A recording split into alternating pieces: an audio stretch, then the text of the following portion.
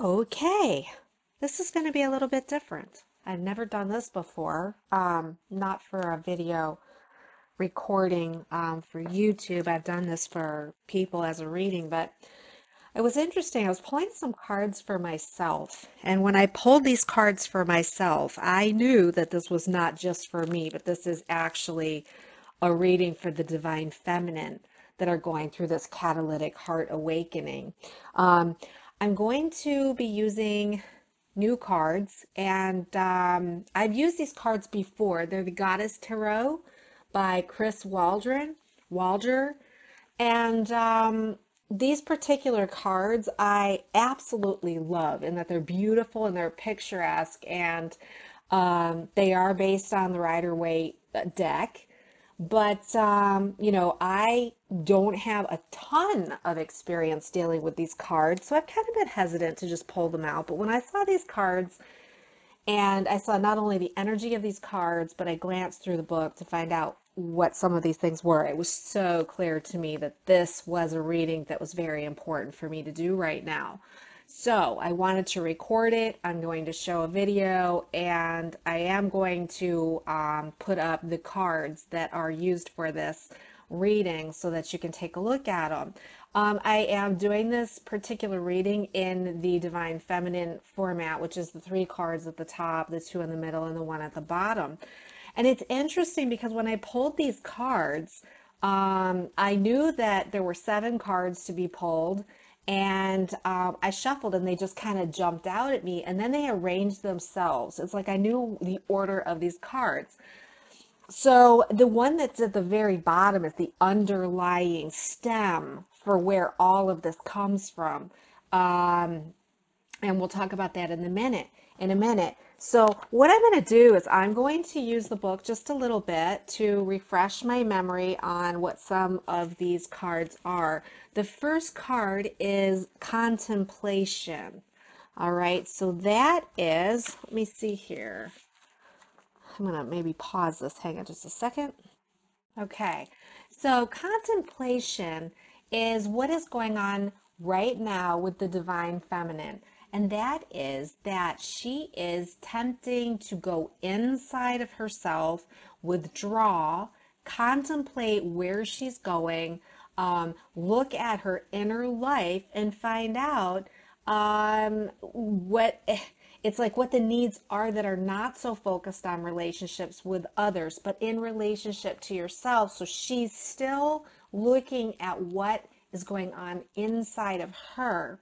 So it's an inward time. And at the same time, the card that came up right after that was the 7 of Pentacles, okay? Now, the 7 of Pentacles is about waiting or full of expectation, all right? So while she's in the inner, most contemplating state, she's also expecting some rewards. She's looking for a harvest, whether that's creative projects, money, personal relationships. All of these things are like coming to fruition, and she's kind of waiting on them to take form. So she's done all of this work over the past year, and as she's done all of this work, she's in this time of inner work and contemplation and waiting for some of this stuff to manifest materially. All right, then if you go to the third card on that top road, we've got Judgment. All right, so we're going to look at the Judgment card. And hang on just a second. All right, this right here is about sovereignty. Okay, so not only has she done all of this work, and she's waiting for things to roll in, and she's waiting for the manifestation of her dreams, the things that she's put into place. Now she's in a place of sovereignty. Okay, so we're talking about having confidence in the decisions that she's making. And it's a time where she's going to be moving into a new phase of her life. Okay, it is a little bit frightening because it's a magnitude of change. Okay, so this is a time for this necessary change. She needs that, but she's coming through with the confidence of a queen. So that is really important. So here we have these three cards at the very top, which are all about how the divine feminine is in her complete power of internal speculation and in contemplation while she's waiting for some of these things that she's put into place to manifest. And it's time for things to change and to change in a really big way. All right. Now, this is where things get interesting, is that if you dig a little bit deeper, we've got some things going on under the surface. And this is the stuff that I can attest to, and I know other divine feminine are also going through this. First, we have the Nine of Staves, okay?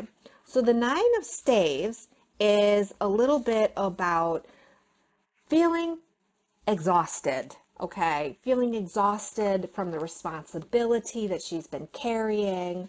And it's also like a time to pause and stop and reconsider the plans. And you're very close to completing what you want to complete, but you're not quite there yet. And so you're feeling quite exhausted. You're tired of the responsibility. There is a need for protection or separation away from others who may not be fully supportive. And this is something that's coming up really big, is that as you're sitting here with all this responsibility and all of this push that you've done all year, you feel just a little bit unsupported. Now, is it being unsupported by the divine masculine? Quite possibly. Maybe they've been a little bit supportive in some form or fashion, but when it comes right down to it, you wonder, geez, how supported am I? Or maybe it's your family, and your family's not supportive of what you're doing. It doesn't matter who it is. At some level, there's a piece of you that feels just a little bit of unsupportedness. And I don't know if that's just some stuff that's coming up for clearing, or if in essence it's the final push that we need in order to say, okay, I've got to do this, and to call upon the full support that we have from the other side of the veil, or from, the different aspects of ourselves that are, throughout the arc of time. So now right next to that is the Nine of Swords. All right. Whenever we talk about swords, we're talking about mental things. So what's the Nine of Swords? Well, a little bit of anxiety, maybe a little bit of insomnia, some unresolved issues.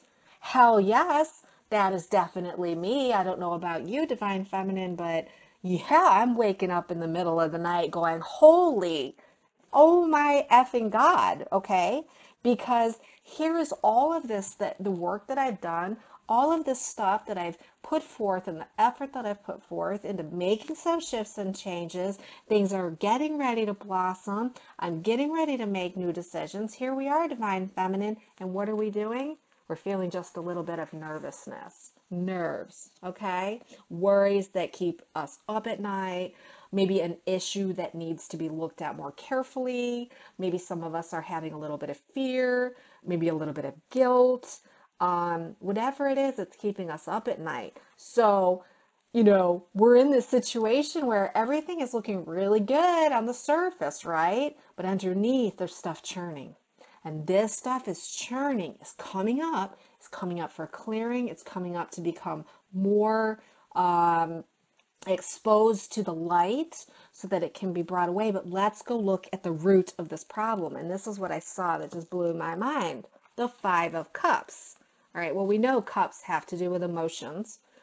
And we know that cups have to do with love. Interesting. So what's at the very core of all of this? And that is a little bit of disappointment, maybe a little bit of sadness that, if you were thinking, hey, I'm moving into a year of union with my counterpart, or if you've been thinking, oh, this was the year of manifestation and you didn't quite get there, there's a little bit of disappointment, sadness, and even pessimism that goes along with that, okay? So then, you know, sometimes you're concentrating more on problems than what you've actually achieved. And I think that that's the message for this year, is that we have to stop and we have to look at how much we've achieved. And I can't help but notice, it's interesting, these 5 cups. All right, these 5 cups, and you've got 3 that are spilled over. All right, and the woman's looking really forlorn, and there's 2 cups in front of her, and I noticed that they have the divine feminine sign on them. But the ones in the spilt, it's almost like she's looking back, focusing more on the spilt cups, the things that didn't happen, the things that aren't going the way that she wants them to. And this right here is actually the core of what needs to come out and come up through, you know, the disappointment that she's feeling, and, you know, all of the negativity, you know, that's kind of underlying this waiting, this knowing that stuff is coming to fruition patiently, and this getting ready for a new change in where you're headed. So very fascinating that the outcome card of all of this, divine feminine, is the sun. All right, so we're going to go take a look at the sun. The sun is the major arcana card. This is all about creativity, success, and fertility. So I find it really interesting that it's almost like, hang in there, ladies. And I say ladies loosely. I'm talking about anyone with the divine feminine energy. All right. Doesn't have to be, but I say ladies, sorry. But really hang in there, because all of this stuff is coming up for clearing in your contemplation, in your waiting, you know, in your, you know, preparation for the manifestation of the things. This is that 7 of Pentacles. And in this big change that's coming in your life, okay? Let this stuff come up. Expect that it's there. Allow it to be there, because the card that comes up that is the overall outcome is the Sun card, okay? And the Sun card, hang on just a minute, I had it. All right. The Sun card, it's an expansive, life-affirming energy filled with creativity and inspiration. All right. This is relationship with children, procreation, love and sexuality, masculine or yang energy. It's all of the wonderful things that have to do with where we're headed in terms of blossoming into the sun, full of our authentic being, our authentic self. And, you know, it's interesting because, you know, you look at the 3 goddesses that are all kind of, you know, sitting around and enjoying the energy of the sun. It's like, hang in there, because that energy, and I want to say the masculine energy of manifestation and actual creation, okay, that energy is sitting there for you to bask in and for you to materialize. But the only way you're going to get through it is to keep on going through the other doubts and fears and insecurities that you have, the anxiousness that keeps you up at night. I would say clear that stuff out. Do whatever kind of clearing you need to do, whether that's grounding the energies through you, asking for your energy to be, the energy field to be cleaned, cleared, and shielded. Doing Ho'oponopono, however that feels comfortable for you. And hang on a second, just look back at this 9. The 9 of Staves keeps coming back like it has something more to say to me. All right, the word jumps out at me, separation, okay? The need for separation from those who might not be supportive. You know, at this point, if you find yourself, you know, kind of in a separated state, that is part and parcel to what you're going through, is that is necessary in order to finish that project, in order to get to the other side. So there was something that Bashar said, and it really sticks with me. It's like, during this period of time, if you experience things that you do not prefer, there's 2 things you can do. You can either see it as a reason, something that's moving you forward towards something that you do prefer, or you're going to match the vibration of it and it's going to bring you down. So as you're going through all of this, if you can see that all of the things that are happening are bringing you the things you really do prefer, and if you can let go of that fear that, you know, things aren't going to go the way you want them to, but if you see them all as ways that it is coming to you, that the sun is coming out for you, then you will actually go down that stream of life that much faster. All right. So try very hard not to allow yourself to fall into the vibrations of that which you do not prefer. If you're experiencing with another person vibrations that you don't prefer, walk away. Get out of there. Go do something else, because the vibrations that you don't prefer, if you don't match them, they disappear. So anyways, I really hope that this reading has helped you. I'm trying to keep these quick readings, you know, under 20 minutes, something you can look at really quickly, but something that you will find extremely helpful. I may do some more of these. I don't know. These cards jumped out and said they needed to be shared. This is system-wide. This is not just me. It's very much me, but I know it's also system-wide. So anyways, thank you so much for taking the time to listen. I love you very much. And until next time, namaste.